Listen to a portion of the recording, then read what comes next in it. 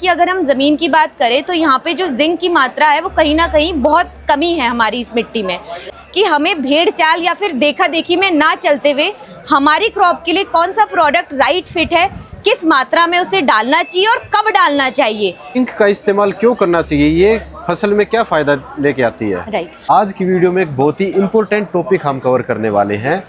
Urea और zinc के ऊपर ये टॉपिक होने वाला है। यूरिया और जिंक को क्या हम एक साथ अपने खेतों में यूज कर सकते हैं या नहीं। आज से पहले है ना, किसानों का यही जवाब होता था कि इसको यूज़ नहीं कर सकते हम। जो यूरिया होता है ना, उसका पानी बन जाता है। लेकिन यहाँ पे जो यूरिया देखोगे ना, इसके अंदर जिंक मिक्स की हुई है और इस तरह से ये मिक्सर है ना, सुबह से रखा हुआ है और बिल्कुल ऐसा का ही ऐसा है। तो ये कैसे पॉसिबल हुआ है, इसी के बारे में हम बात करेंगे। यारा की टीम की तरफ से हमारे साथ कंपनी के प्रतिनिधि हैं, इनसे मिलते हैं और सारी जानकारी लेते हैं। मैम, एक छोटा सा इंट्रोडक्शन दे दो अपना एक बार। नमस्कार सभी व्यूअर्स को और सभी किसान साथियों को। मेरा नाम अंजलि है और मैं यारा में as a marketing manager north कार्यरत हूँ और उसके साथ साथ मैं यारा के साथ पिछले 3 साल से जुड़ी हुई हूँ। ठीक है जी। तो ये जो आपने बताया कि ये मिक्सर है और इसमें जिंक भी ऐड की हुई है, तो कौन सी जिंक है और इसका पानी अब तक क्यों नहीं बना है, क्या रीजन है, इसके बारे में बताओ।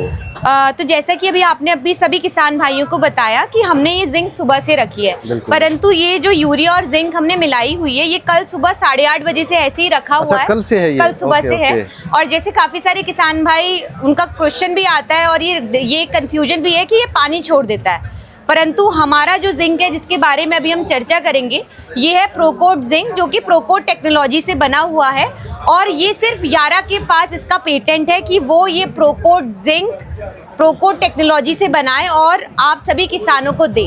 तो पहले थोड़ी सी हम इसके बारे में चर्चा कर लेते हैं कि ये प्रोडक्ट क्या है। तो इस प्रोडक्ट का नाम है प्रोकोट जिंक, जिसमें कि जो जिंक है वो 39.5% है। दूसरी बात ये है कि ये फार्मास्यूटिकल ग्रेड का जिंक है और इसको मतलब ये बिल्कुल सेफ टू यूज है। आप अगर इसे खुद भी अगर फार्मर अगर लेता है, अगर खुद इसको फील एंड टच करता है, तो ये एक ऑयल बेस्ड सस्पेंशन के जैसे है, यानी कि जैसे पेंट आपके लग जाता है, चिपक जाता है, उसी तरीके से ये एक फार्मर हमारे किसी भी ग्रेन्युलर खाद यानी कि जैसे यूरिया है, डीएपी है या कोई अन्य खाद के साथ मिला के इसका इस्तेमाल छिट्टे में कर सकता है। अगर आप इसे हमारे किसान भाइयों को गौर से दिखाएंगे तो हमने इसमें यूरिया के ऊपर अपनी प्रोकोट जिंक का इस्तेमाल करा है। ये इसकी पिछले साल तक पैकिंग हमारी आती थी, जो कि किसान भाइयों ने काफ़ी खरीदी भी है, परंतु इसमें कुछ क्योंकि ये निकल नहीं पाती थी अच्छे से और किसान भाइयों का थोड़ा सा नुकसान होता था। इस सबको मद्देनजर रखते हुए हमारी कंपनी ने इस बार इसकी जो पैकिंग है वो इस फॉर्म में कर दी है, जिसमें कि जो किसान है प्रॉपर तरीके से इसे निकाल भी सकते हैं और पूरी तरीके से इस जिंक का इस्तेमाल हो सकता है। अब अगर आप देखेंगे तो ये लिक्विड फॉर्म में है और अगर हम इसको यूरिया के साथ या किसी भी दानेदार खाद के साथ मिक्स करते हैं, 1 एकड़ में पहले इसकी जो डोज है वो है लगभग 325 से 350 ml पर एकड़ के हिसाब से।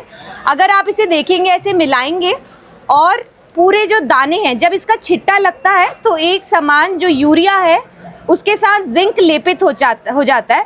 हर दाने में यूरिया के साथ जिंक लेपित है, यानी कि जैसे इसका छिट्टा लगेगा, जहाँ जहाँ यूरिया जाएगा वहाँ वहाँ उसके साथ लेपित होकर जिंक भी चला जाएगा, जिसके कारण क्या होता है कि जो हम आपके पौधे में देखते हैं कि पीलेपन आ जाता है या खैरा रोग आ जाता है या शुरुआती अवस्था में जो कमी होती है, वो प्रोकोट जिंक इस्तेमाल करने से बिल्कुल नहीं आती है, बल्कि प्रोकोट जिंक इस्तेमाल करने से आपकी फसल को लंबे समय तक जिंक की पूर्ति मिलती है।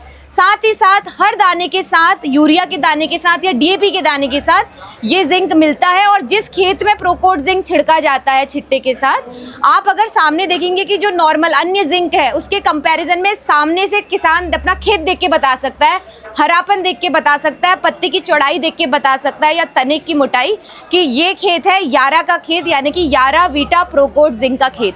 तो जो भी किसान भाई इसे अभी देख रहे हैं, बिल्कुल सही समय है जब तक आपके पास ये इन्फॉर्मेशन आ रही है, क्योंकि आगे आने वाला समय अपने धान की बिजाई का है, साथ ही साथ अभी अपने जो गन्ना है उसकी भी प्लांटिंग शुरू होने वाली है और उस समय में हम अपना प्रोकोट जिंक यूरिया के पहले छिट्टे के साथ रेकमेंड करते हैं और ये आपको दावे से कहेंगे कि अगर आपने ये जिंक एक बार इस्तेमाल कर लिया तो इसके आप रिजल्ट खुद देखेंगे और लोगों को दिखाएंगे। तो ये हमारी तरफ से। एक चीज़ और मैं छोटी सी पूछना चाहूँगा मैम, जिंक का इस्तेमाल क्यों करना चाहिए, ये फसल में क्या फ़ायदा लेके आती है। राइट।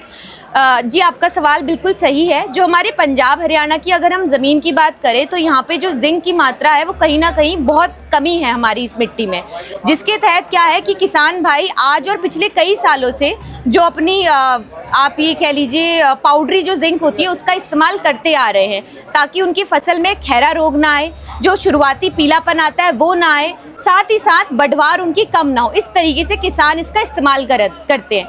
परंतु किसान इस्तेमाल करते हुए ये भूल जाते हैं कि हमें भेड़ चाल या फिर देखा देखी में ना चलते हुए हमारी क्रॉप के लिए कौन सा प्रोडक्ट राइट फिट है, किस मात्रा में उसे डालना चाहिए और कब डालना चाहिए, जिससे कि उनको जो रिजल्ट है बम्पर रिजल्ट मिले, ना कि सिर्फ ये हो कि हमने अपनी मन की शांति के लिए ये प्रोडक्ट इस्तेमाल कर लिया। इसीलिए thank you so much ma'am इतनी अच्छी जानकारी देने के लिए। Thank you.